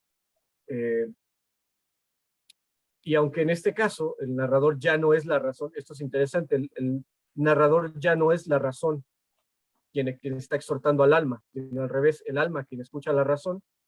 En este texto la voz le dice aquello que debe descubrir y que tiene que descubrir él mismo, ¿no? Y no dictar, sino este ejercicio también exige una suerte de soledad absoluta, ¿no? Por otro lado, sabemos que en la antigüedad los autores o bien escribían ellos mismos en sus obras, como ya adelantábamos, o bien tenían escribas pues escribiendo, ¿no? Y justo aquí les iba a leer, pero pues ya les leí la parte donde San Jerónimo dice, ¿no? Que es mejor escribir por mano propia, porque así uno puede saber que es digno de escribirse y no hacer esperar al escriba, ¿no? Por otro lado, Agustín nos ofrece otra perspectiva. Afirma que solo podemos reflexionar sobre lo que nos es más íntimo, ¿no? Y acá vemos pues este diálogo de uno consigo mismo. Estas conversaciones decía así. Por ello, posiblemente Marco Aurelio escribía de propia mano, ¿no? Hasta las cartas que escribía a sus amigos, cosa que es extraña, ¿no? Porque los emperadores siempre tenían a su lado o a su cargo un escriba, y hasta para los asuntos, digamos, como en la res pública, pues si necesitaban escribir una carta, pues simplemente la dictaban, ¿no? No era el caso de Marco Aurelio, que prefería siempre escribir de mano propia, ¿no? Dandy, según Adot, insiste en la variedad de las etapas, y esto es súper interesante, que conducen a la culminación de la obra literaria, ¿no? Él las divide en tres. La primera consistía en redactar borradores, ¿no? Redactar estas tablillas de cera o de madera, y luego el autor podía poner una versión provisional de su obra. Y en tercer lugar, había una reunión de todas estas tablillas y una clase como de escritura de lo que sería la obra ya finalizada, ¿no? Y posiblemente Marco Aurelio se quedó únicamente en la primera etapa, ¿no? En la escritura de las tablillas. Y sin duda utilizó las tablillas o los pliegos justo como un ejercicio espiritual. En lo esencial, y obviando el libro 1, porque este libro 1 parece estar en orden, destacando temas privilegiados, lo que deja suponer que cada libro tiene su propia unidad, ¿no? Y se compuso en un periodo en el cual los intereses del emperador se concentraban en tal o cual cuestión. Hay que quedarse con tres certezas, según Adot, y con esto concluye este apartado, ¿no? El primero es que el emperador escribió para sí mismo. El segundo es que el emperador escribió en el día a día sus pensamientos, sus frases y sus reflexiones. Y el tercero, que esta obra no estaba destinada a su publicación, ¿no? Y es por ello que seguro estas fórmulas le aseguraban pues este cambio espiritual, este cambio del discurso interno, ¿no? Finalmente, concluye Adot, a diferencia de los autores también conocidos por sus hipomnématas, las meditaciones de Marco Aurelio parecen más bien ejercicios espirituales practicados de un modo determinado, ¿no? Y con eso terminaría la exposición, doctor. No sé si quedó algo que no. No, creo que estuvo muy bien, Tomás. ¿Alguna pregunta? ¿Algo que deseen comentar? Sí, yo quizá tendría algo que comentar. Justo me parece muy interesante cómo, pues, leer el texto de Marco Aurelio, justo preguntándose cómo es el modo de recepción que tenemos del texto, ¿no? Porque justo creo que, utilizando un poco estos términos de Foucault, hay mucho en las meditaciones, un esfuerzo, o podemos ver reflejado este esfuerzo de una subjetividad antigua por reconocerse a sí misma, ¿no? Y por darse una continuidad a través de un itinerario concreto, ¿no? A través de un itinerario que va dándole seguimiento a nuestra vida diaria, hasta a nuestra cotidianidad, pero que es se inscribe en hábitos justo de escritura, de lectura, muy distintos, ¿no? A los nuestros. Me parece muy interesante justo cómo se le puede dar la lectura desde una subjetividad moderna a este texto como un diario, como algo justo muy relacionado con ya el surgimiento del individuo como tal, ¿no? De la noción de autor y así. Entonces, me parece muy interesante este ejercicio que hace Adot por separarse, por tomar distancia y esclarecer en qué umbral de enunciación está puesto las meditaciones, ¿no? Justo como este ejercicio de rememoración que, a diferencia de las confesiones cristianas, le ayuda al sujeto a reconocerse a sí mismo como un sujeto en su construcción del día a día, ¿no? Entonces, creo que es muy esclarecedor en ese sentido de cómo se concebía la forma sujeto de la antigüedad en relación con la forma moderna, ¿no? Creo que justo es necesario hacer ese énfasis en cómo se escribía, qué hábitos de lectura se tenían, también justo en esta situación de colocarlo junto a las filosofías sistemáticas, ¿no? Y darnos cuenta de cómo quizá el sinsentido que encontramos en el texto depende justamente de la lectura fragmentaria que le damos en la modernidad como un texto que no tiene una hilación, ¿no? Sin embargo, en esa época tenía un completo sentido escribir los problemas, las problematizaciones del yo que le surgían en su... pues en su itinerario de vida cotidiana, ¿no? En ese sentido, sí, justo creo que los hiponémata nos dan cuenta de toda esta construcción del individuo que requiere del decirse a sí mismo y del reconocer reconocerse por escrito, ¿no? También eso me parece justo muy relacionado a estas ideas de parresía, ¿no? De la franqueza consigo mismo. Bueno, aquí hay que hacer un pequeño comentario adicional, Marco, y para todos. Cuando Adot dice que son ejercicios espirituales, justamente lo que va a decir es, en realidad Marco Aurelio no se está expresando a sí mismo, no se está expresando a sí mismo en ningún sentido. Lo que está haciendo Marco Aurelio es algo que además su profesor Junio Rústico le había dicho. Rústico le había dicho, mira, para que tengas presentes los principios estoicos, escríbelos todos los días como ejercicio, es decir, dales una forma nueva, no los repitas como perico, porque si los repites como perico ya no van a tener eficacia, sino tú conoces los principios, pero ahora dales una forma nueva, lo más clara, lo más elegante y lo más satisfactoria para ti. Entonces, el libro se llama Ejercicios Espirituales, según Adot, porque lo que hace Marco Aurelio son varias cosas que hay que evitar. Uno, no está escribiendo un texto de filosofía. Dice Adot, Marco Aurelio no quiere no quiere avanzar la teoría estoica, no quiere modificar los dogmas.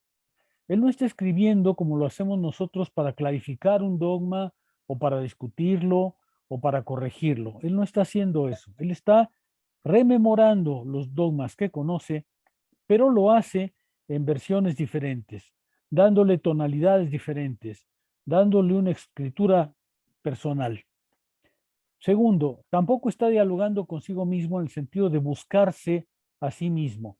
Todos los títulos que se referían a ese buscarse a sí mismo, según Adot, se equivocan porque él no se busca a sí mismo, sino lo que busca es afirmar para sí mismo los dogmas estoicos. Porque, dice Adot de manera muy bella, el problema de esos dogmas es que si no los rememoras, si no los reanimas, se marchitan. Los principios estoicos son muy fáciles de comprender, pero muy difíciles de vivir. Entonces necesitas practicarlos todos los días, rememorarlos, pero cada vez de manera diferente, de forma tal que siempre estén contigo. Entonces, él no se está buscando a sí mismo, sino que está diciendo el dogma de aceptar el destino, que lo vamos a ver después en la próxima clase, el dogma de aceptar el destino, rememóralo, reescríbelo, formúlalo en tus términos, mañana formúlalo de otra manera, de manera que dice Adot, ciertos temas se repiten mucho porque son los dogmas estoicos, pero son los dogmas que Marco Aurelio debe reanimar todos los días para que no se marchiten. Tiene una expresión muy bonita, Adot, porque dice, es que esos dogmas, si no se les rememora todos los días, si no se les renueva todos los días, se apagan, pierden vitalidad, pierden fuerza. Y entonces lo que hace el libro de Marco Aurelio es rememorar los principios estoicos sin criticarlos, sin modificarlos, sin darles un toque original. No, él lo único que quiere es hacer introyectar en él esos principios de tal manera que permanezcan como guías de su conducta, ¿no? En ese sentido, pues no tenemos realmente un título adecuado para eso, porque E incluso el término meditaciones, que es el que aparece, por ejemplo, en nuestra traducción al español, pues no está meditando. Si por meditar se entiende, como lo creemos comprender nosotros, una reflexión personal para alcanzar un fin, entonces no está meditando. Si por meditación se entiende lo que se entendía en la antigüedad, el ejercicio espiritual de reanimar los principios y los dogmas, entonces está meditando. Pero esa meditación no es una introyección, no es una búsqueda en sí. Él está más bien, y eso ahí tienes enteramente razón con Foucault, él está creándose un yo, creándose una subjetividad, elaborándose a sí mismo.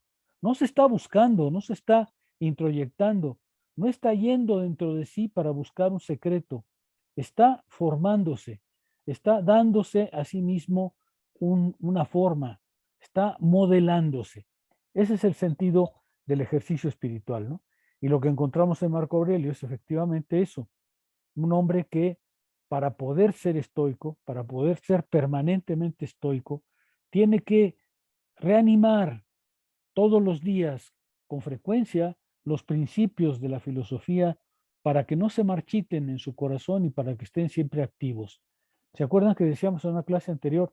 En estas filosofías se las llevan en el corazón, no en la mochila, pero llevarlos en el corazón quiere decir justamente practicarlos, interiorizarlos, empaparse de ellos, hacerse uno con ellos. Ese es el texto de ejercicios espirituales, ¿no? Por eso es que Adot le da al clavo, creo yo, en este libro, ¿no? Porque él dice, no son piezas descosidas entre sí porque Marco Aurelio hubiera fracasado en escribir en un libro coherente. Tampoco son lecciones a los demás. Él no está exponiendo la doctrina estoica, él no está dando claridad, él no está haciendo un artículo para que los demás comprendan el estoicismo. Él está practicando para sí, él está haciendo su rutina de estoico para poder introyectar y mantener vivo en él, en su memoria, en la acción, los principios filosóficos. Ese es el sentido del libro.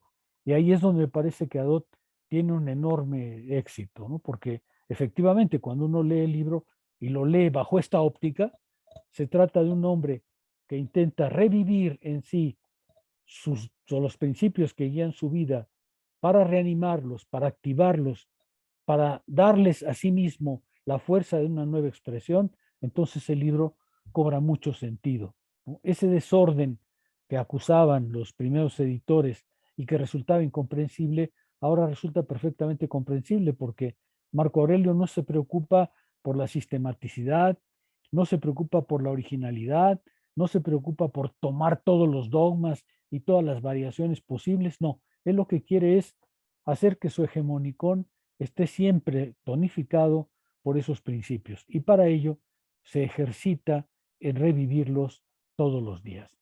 ¿Sí queda claro? Ese es el sentido del libro que nos platicó muy bien Tomás. ¿Algún comentario? Sí hay una subjetividad, eso es verdad, pero esta subjetividad tiene la particularidad de que no se busca a sí misma. Justamente te acuerdas que lo que dice Foucault es, en la actualidad, cuando uno quiere hablar de uno mismo, se interioriza, hace una suerte de relato interior, ¿no? Hace una suerte de intimidad. Y esa intimidad la expone, en el caso de algunos literatos, la expone a la luz del día para que vean cuál es su estado interior. Estos no están buscando un yo interior, están construyendo un yo activo, están constituyendo un yo que pueda revitalizar los dogmas y los principios. ¿Sí queda claro? Ese es el sentido de toda esta primera parte, ¿ok? Porque si no, no se comprende. Vamos a leer hoy algunas partes de las meditaciones que me parece que, como lo hizo ya Tomás, dejan ver muy bien el sentido del libro, pero que conducen a comprender mejor la filosofía estoica y en particular a comprender mejor los ejercicios que hace Marco Aurelio. ¿Sí queda claro? Ahora sí, ¿alguna pregunta, alguna duda, algo que, de cualquier manera, si tienen el libro, que seguramente lo recibieron ya por Yaret, pues lean la primera parte, esta que nos contó Tomás. Mi propósito era pues que leyeran la parte del asentimiento sobre todo y contarles esto, pero pues si quieren revivan la primera parte por ustedes mismos y verán que es bellísima, ¿no? A mí me parece una introducción brillantísima a un texto. ¿Algún comentario? Bueno, ahora vamos entonces a nuestra clase que suspendimos momentáneamente para comprender el libro de Marco Aurelio y la posición de Adot. Vayamos otra vez al asentimiento, porque veíamos que justamente una de las disciplinas que va a revivir Marco Aurelio en estos ejercicios es la disciplina del asentimiento, es decir, la disciplina que consiste en saber qué aceptar, qué no aceptar y saber qué es indiferente tanto a la aceptación como a la no aceptación. El asentimiento es una disciplina porque justamente el asentimiento tiene como propósito indicarle al sujeto qué es lo bueno, qué es lo malo y qué es lo indiferente y saber juzgar. Y ya sabíamos por los ejercicios espirituales anteriores que saber juzgar es la parte central de esta doctrina. Saber qué buscar, luego veremos la doctrina del deseo, que es saber qué querer. Ahorita es saber a qué dar su asentimiento, saber qué aceptar, saber qué rechazar y saber que ni una cosa ni la otra. ¿Sí queda claro? Vamos a entrar pues a la disciplina del asentimiento. ¿Están de acuerdo? ¿Sí quedó claro el mecanismo de la clase de hoy? ¿Sí? Sí, profesor. Bueno, vamos entonces a la disciplina del asentimiento. Supongo que ya lo leyeron. ¿Qué encontraron ahí? A ver, cuéntenme. Bueno, dice Adot, en la primera frase justamente, estoy en la página, bueno, lo que pasa es que es la edición francesa, pero 119. El estoicismo de los pensamientos, la ciudadela interior o la disciplina del asentimiento. 1. La disciplina del asentimiento. Dice, los pensamientos son, como hemos dicho, ejercicios espirituales estoicos. Ya no tenemos que repetir eso. Gracias a lo que acabamos de escuchar, sabemos lo que significa esta cuestión, ¿no? Luego empieza, Marco Aurelio quiere establecer en sí mismo, en su discurso interior, las disposiciones profundas que le permitían practicar concretamente en la vida de emperador 3 temas de Epicuro o 3 reglas de vida que Epicuro había establecido. Esta es una tesis de Adot, porque cuando Adot dice que hay una disciplina del deseo, una disciplina del asentimiento y una disciplina de la acción, lo que está haciendo es mostrar cómo en Marco Aurelio aparece reflejado algo que no estaba en la teoría clásica del estoicismo, que son estos 3 momentos, estos 3 temas de ejercicio y de la filosofía según Epícteto, ¿no? Se trataba efectivamente, según Epícteto, de 3 reglas de vida, una de las cuales era el asentimiento. Y dice, los estoicos habían dividido su sistema en 3 partes, lógica, física y ética. Pero para ellos, estas 3 partes no significaban 3 discursos separados, sino 3 asuntos que debían confluir para establecer una armonía con el todo, que era el principio mismo del estoicismo. Esta tesis es muy interesante. Dice Adot, los estoicos habían dividido su sistema en 3 partes, una lógica, una física y una ética. Por cierto que en algún otro trabajo, Adot muestra que en realidad podían presentarse la filosofía estoica de varias maneras, empezando, por ejemplo, por la lógica, porque había que razonar bien, pero también se podía perfectamente empezar por la física para colocarse en el orden del cosmos. Es decir, las 3 partes están tan íntimamente conectadas que no tienen necesariamente una jerarquía de lectura a la hora de empezar. Para los estoicos, lógica, física y ética son en realidad 3 momentos de un todo que se pueden presentar en un orden relativamente variable. Para los estoicos, dice Adot, no hay solamente un discurso sobre la lógica, sino una lógica vivida. Estas tesis de Adot son muy bonitas. Dice, Actualmente hacemos lógica, por ejemplo, lógica proposicional, pero vamos a las clases de Max y luego ya lo dejamos por la paz, lo echamos en la mochila y ahí se queda, ¿no es cierto?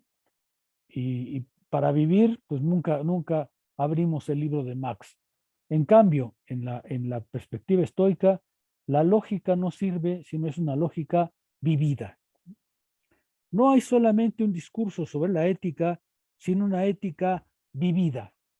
Es decir, no se trata de asistir a las clases de ética y luego actuar como a uno se le dé la gana, sino que la ética también es vivida. Hay una lógica vivida y una ética vivida. Y no solo hay un discurso sobre la física, sino hay una física vivida. O si se quiere, la filosofía, en tanto que conducta sobre la vida, es indisolublemente una lógica, una ética y una física.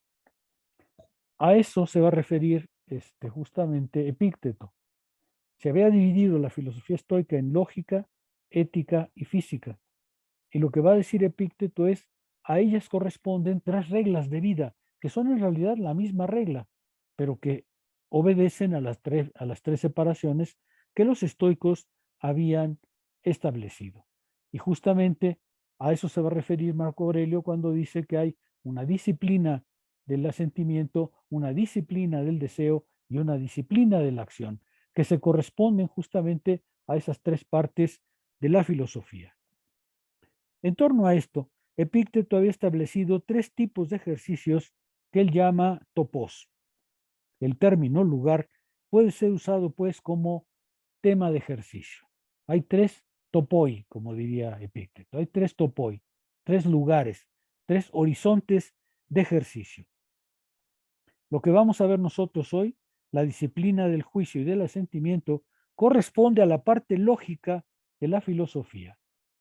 Lo que vamos a ver corresponde a la parte lógica de la filosofía porque corresponde a saber juzgar, ¿no es cierto?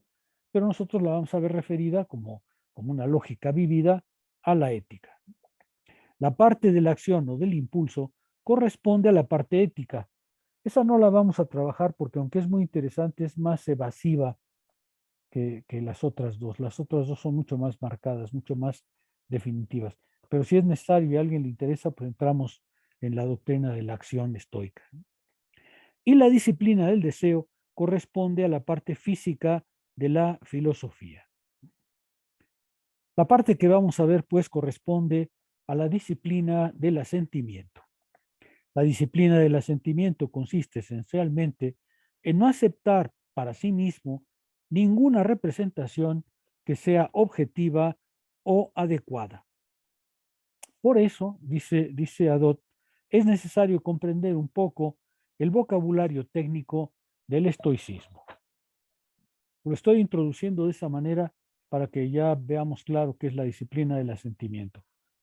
El asentimiento es saber juzgar, pero dicen los estoicos, solo hay que asentir aquellas cosas de las que tenemos efectivamente una representación objetiva o adecuada.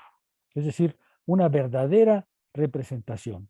Solo podemos asentir aquello que tenemos una verdadera representación. Y por eso, entonces, es necesario volver un poco atrás para encontrar la estructura de estas representaciones en el caso de los estoicos, ¿no?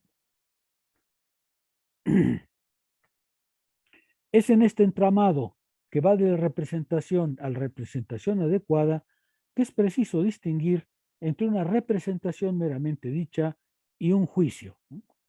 Adot trae entonces el caso de Marco Aurelio en el libro 8, parágrafo 9. Dice Marco Aurelio, se dice a sí mismo, no te digas a ti mismo nada más que lo que te dicen las representaciones primeras. No te digas a ti mismo nada más que lo que te dicen las representaciones primeras. Y pone un ejemplo. Se te ha dicho, alguien habló mal de ti. Eso te lo hacen saber, pero te han hecho mal, eso no te lo dicen. Está diciéndose Marco Aurelio una cosa muy interesante, ¿no? Porque está diciendo Marco Aurelio,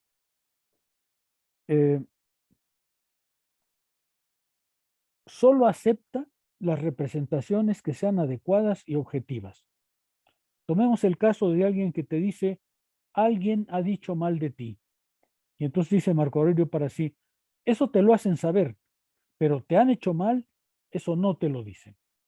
Es decir, no aceptes una representación que venga así, porque tú solo debes aceptar aquellas representaciones que son perfectamente adecuadas.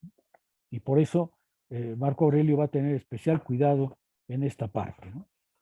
Déjenme buscar un texto que es un poquito más preciso en esto, pero no, vamos así, vamos así. Aquí hay al menos dos cosas. Una representación primera, pero luego un juicio de valor. Reaparece aquí la noción de representación adecuada. ¿Qué es una representación adecuada? Cito, es aquello que corresponde exactamente a la realidad. Es decir, que engendra en nosotros un discurso interior que no es otra cosa que la descripción pura y simple del suceso sin ningún juicio de valor subjetivo. Este es un ejercicio espiritual sumamente interesante. Dice, solo acepta representaciones adecuadas. ¿Qué es una representación adecuada?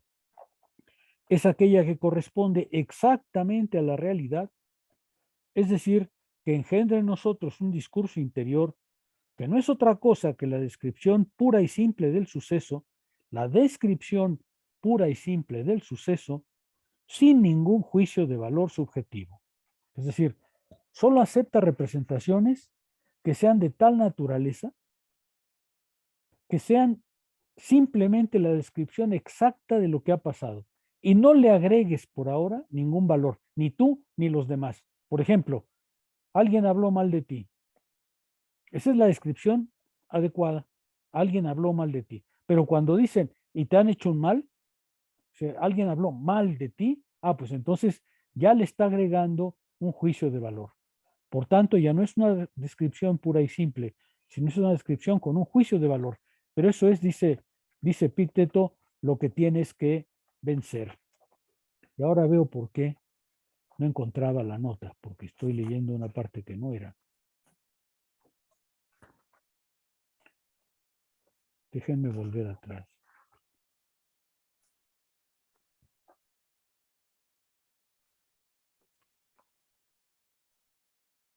Sí, aquí está. Por ejemplo, dice Epicteto en las diatribas 3, 8, 5. Pone el ejemplo. Se ha muerto su hijo. ¿Qué ha pasado? Que ha muerto su hijo. Nada más, nada más. La descripción adecuada, la descripción perfecta es, ha muerto su hijo, se ha muerto su hijo. ¿Qué ha pasado? Que ha muerto su hijo. Nada más, nada más.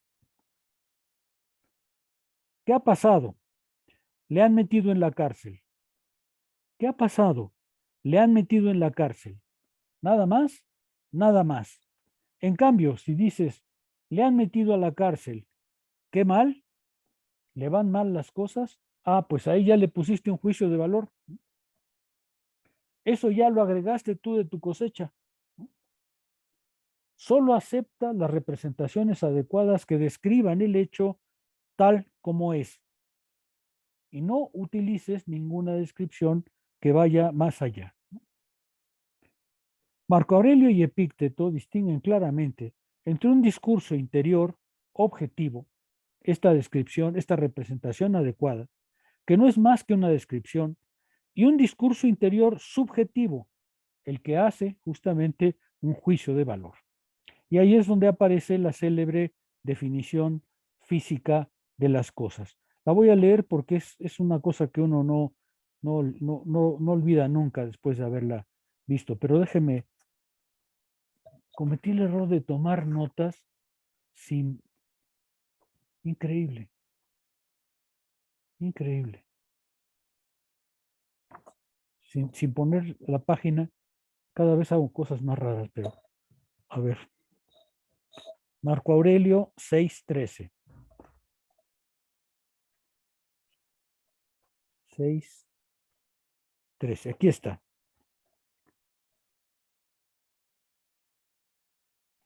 Marco Aurelio hace el ejercicio de describir físicamente lo que está comiendo o lo que está utilizando, ¿no? Para que vea que las cosas en sí no tienen valor, sino que el valor se lo atribuimos nosotros. Acuérdense de esa afirmación estoica de que las cosas en sí no tienen valor. El valor se lo da tu alma. El valor se lo da el alma que le permite acceso. Dice Marco Aurelio, al igual que se tiene un concepto de las carnes y pescados y comestibles semejantes, sabiendo que esto es un cadáver de pez. O sea, en lugar de decir, mira, es un guachinango a la veracruzana, que el Salón Berlín está buenísimo, dice, simplemente es un cadáver de pez. Aquello es un cadáver de pescado, de pájaro. Es decir, en lugar de decir, pues es una codorniz, es un pato laqueado en este restaurante chino que cuesta una barbaridad, di simplemente es el cadáver de un pájaro. O bien es el cadáver de un cerdo. En lugar de decir, estas carnitas michoacanas están maravillosas, lo único que tienes que decirte es el cadáver de un cerdo. Y también dice él que el Falerno es un vino italiano, y también que el Falerno es zumo de uva, nada más. La descripción adecuada es esa. Es el cadáver de un pez, es el cadáver de un pájaro, es el cadáver de un cerdo, o bien es jugo de uva, nada más. Y entonces ya se refiere a cosas más simbólicas, ¿no? Por ejemplo, a la toga pretexta. La toga pretexta es la toga que usaban los adultos aristócratas en Roma. Y entonces dice, y la toga pretexta es lana de oveja teñida con sangre de marisco. La toga pretexta es, la toga pretexta es la toga del emperador, perdón, me equivoqué, es la toga del emperador. Y dice, mira, esa toga del emperador, por la que algunos están dispuestos a matar, no es otra cosa que lana de oveja teñida con sangre de marisco. Y es que era efectivamente una toga púrpura, era la toga del emperador. Y entonces dice, redúcela a lo que es. ¿Y qué es? Es lana de oveja teñida con sangre de marisco. Es decir, es púrpura porque el marisco de ese color, pero nada más, ¿no? Y aquí viene lo que es inolvidable. Y la relación sexual, que es una fricción del intestino y eyaculación de un moquillo acompañada de cierta convulsión. Esa es la descripción física, ¿no? ¿Qué es una relación sexual? Es una fricción del intestino y eyaculación de un moquillo acompañada de cierta convulsión. Esa es la descripción física, la descripción desnuda, la descripción de las cosas tal como son, sin un juicio de valor. ¿Qué ha pasado? Le han metido a la cárcel. ¿Qué ha pasado? Le han metido a la cárcel. Nada más, nada más. ¿Sí? Todo lo demás es un juicio subjetivo que tú le agregas a las cosas y entonces le das un valor que no tienen, que no necesariamente tienen. Marco. Sí, yo tenía una pregunta en relación justo a esta descripción que se hace de la fantasía cataléptique, que es como, no sé, lo pienso mucho en términos de la descripción científica de las cosas, ¿no? El describir las cosas en su esencia. Pero me produce un poco de conflicto. No sé muy bien cómo se definiría en ese sentido esta totalidad de los elementos reales de la cosa que se está definiendo, ¿no? Porque justo me parece que el discurso que describe el objeto de la representación según esta totalidad de sus elementos reales o la definición que atraviesa lo descrito de un lado a otro es esta que podríamos llamar más científica, ¿no? Sin embargo, no me queda muy claro cuál es esta totalidad de los elementos que lo atraviesan de un lado a otro, porque me parece que está un poco, no sé si me equivoco, un poco dejando de lado también todo lo del orden humano. Entiendo que por un lado es como atacar la descripción fetichista de las cosas reales, pero por otro lado también pienso que se mete en algún problema cuando se hace la descripción de las 4 etapas para la formación de una representación adecuada, sobre todo en la última etapa. Me provoca un poco de conflicto este paso de hacer el juicio de valor sobre lo que acontece después después de hacer un previo examen sobre la representación inmediata, ¿no? Que no alcanzo a concebir en su dimensión adecuada cuál es este juicio de valor que sí sería adecuado en este caso. Es No, aquella dimensión. ningún juicio de valor sería adecuado, ¿no? La Es que representación adecuada es la separación de la descripción física del juicio de valor subjetivo. ya, La ya, ya. represent- Es que justo me parecía que hay en la descripción de las 4 etapas de la formación de estas representaciones adecuadas, en la 4ª etapa justo habla de incluir el juicio de valor, entonces ahí yo me perdí un poco. No, a ver, vamos si quieres a recordar, porque aparentemente estás pensando en el proceso cognitivo, ¿no? de los estoicos.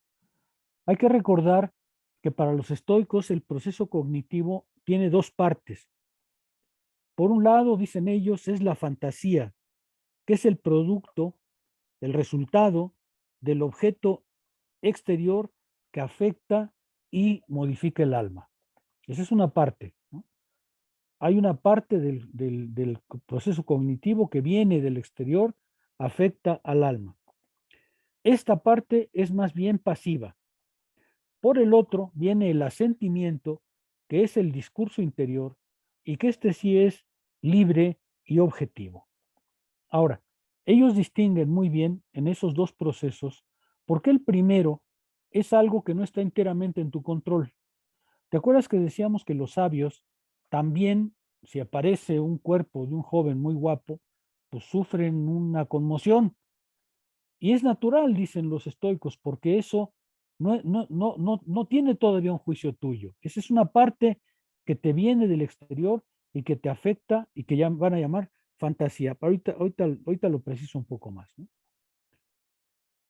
Todos sufrimos esa parte meramente pasiva, pero hay una parte activa. Hay una parte en la que el sujeto ya es libre y entonces emite efectivamente un juicio de valor, un juicio que ya no es meramente objetivo, sino subjetivo. De esta separación proviene pues la idea de que hay movimientos involuntarios que también los sabios sufren, ¿no es cierto? Toda la diferencia es que mientras todos los sufrimos, sabios e insensatos, los sabios no se dejan dominar por ese rasgo, ¿no es cierto? A ver, déjame leer una cita que tomé a propósito de esto.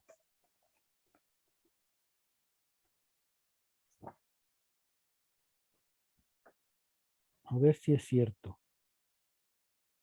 Sí, aquí está.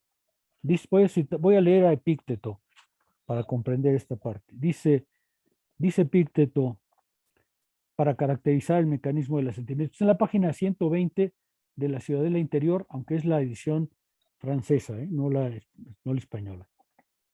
Esas representaciones del alma que los filósofos llaman fantasía, por las cuales el espíritu del hombre es movido sobre el momento, por el momento, al primer aspecto de la cosa que se le presenta al alma, no dependen de la voluntad y no son libres, sino por una cierta fuerza que les es propia, ellas se lanzan sobre los hombres para ser conocidas. Esa es la fantasía. Todo empieza, Epícteto y los estoicos dicen que todo empieza por un movimiento que se llama sensación, aistesis, la sensación, algo que se percibe, algo que se recibe, ¿no es cierto?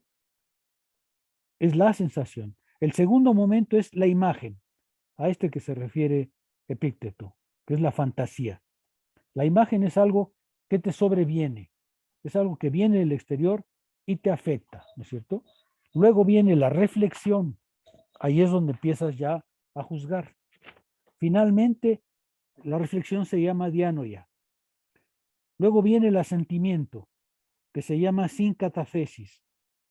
Ahí ya estás haciendo efectivamente un juicio de valor y aceptándolo. Y finalmente viene el juicio que se llama hipolepsis. Y el todo se llama la representación objetiva, la representación que ahora tienes de las cosas. Hay una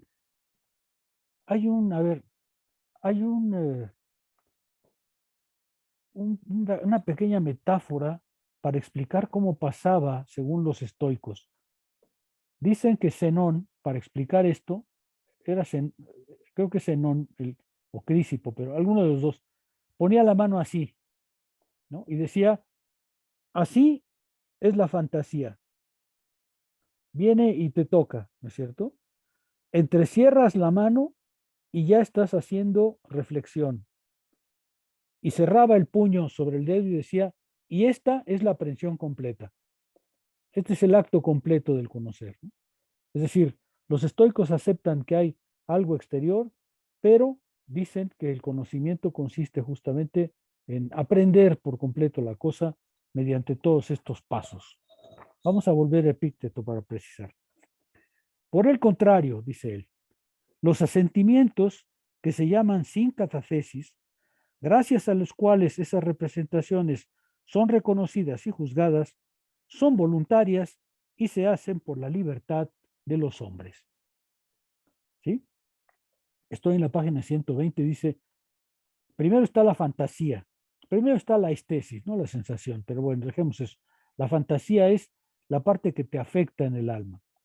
Esas no son voluntarias, esas te vienen de fuera y no puedes hacer sino conmoverte con ellas.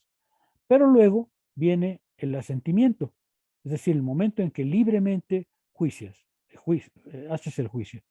Dice, es por eso, estoy leyendo Epícteto, es por eso que cuando un sonido terrible se escucha, un sonido que proviene del cielo o de un terremoto o de algo anunciador de yo no sé qué peligro, o bien alguna otra cosa de ese género se produce, es necesario que el alma del sabio, ella también, sea un poco conmovida y atemorizada por ello, no porque él juzgue que hay en ello algún mal, sino en virtud de los movimientos rápidos e involuntarios que avanzan, que se adelantan a la tarea propia del espíritu y de la razón. ¿Sí? ¿Se queda un poco más claro? Entonces, se trata, dicen los estoicos, de este ejercicio de hacer un juicio enteramente físico, enteramente objetivo, ¿no es verdad? Sin agregarle nada. ¿Ok? Ahora déjame buscar la hoja porque la perdí por estar justo en esto. Sí, efectivamente. Se puede, pues, llamar, dicen los estoicos, física este género de definición porque ella despoja a las representaciones de toda consideración subjetiva y antropomórfica, es decir, de toda relación desde un punto de vista humano, para definirla de un modo estrictamente físico. ¿Sí? Estoy leyendo una parte de las meditaciones del libro solamente referido a Epícteto. ¿Sí queda claro? Hay que hacer un primer juicio de esta naturaleza. Luego vienen ya en la disciplina del asentimiento propiamente dicho, los ejercicios espirituales. ¿Cuáles son esos? A ver, recuérdenlos. Yo los estoy buscando ya. Yo quiero detenerme en algunos de ellos porque son muy bonitos, ¿no? Sí. Sí, muy bien. Primer ejercicio de la ciudadela interior. Las cosas no tocan el alma. Este ejercicio es muy bonito, ¿no? Las cosas no tocan el alma. Recuerda que algo se afecta, pero no por la cosa misma, sino por el juicio que tú haces de ella. Lo que en realidad te conmueve no es el objeto exterior, sino el estado de tu alma que juzga. Esto que acabamos de decir. Si haces un juicio enteramente objetivo y le quitas a la cosa todo el valor que le das tú mismo con tu imaginación, entonces la ves en su desnudez, en su mera presencia física, ¿no es cierto? Y esta presencia física es justamente, simplemente, lo que la cosa es por sí misma. Y por sí misma no toca el alma. Eres tú el que le da ese valor. Las cosas, dice, no tocan el alma. Ellas no tienen ningún acceso al alma. Ellas no pueden producir nuestros juicios. Ellas no son exteriores. Ellas no saben nada de ellas mismas y no afirman nada de sí mismas. Eso es muy bonito, ¿no? Las cosas no tocan el alma. Acostúmbrate a hacer un juicio objetivo de ellas. Y entonces verás que no son ellas las que te llaman, sino eres tú el que les permite el acceso. ¿Se acuerdan del ejercicio que les cité la otra vez de pon un guardia en tu corazón? Pues es en ese sentido, ¿no es cierto? Pon un guardia en tu corazón y a las cosas pregúntales, ¿vienes en son de amigo o vienes a inquietarme? Cerramos la clase, nos vemos el próximo jueves. ¿Están de acuerdo? Sí, doctor. Y muchas gracias, doctor. Gracias, doctor. Gracias a ustedes.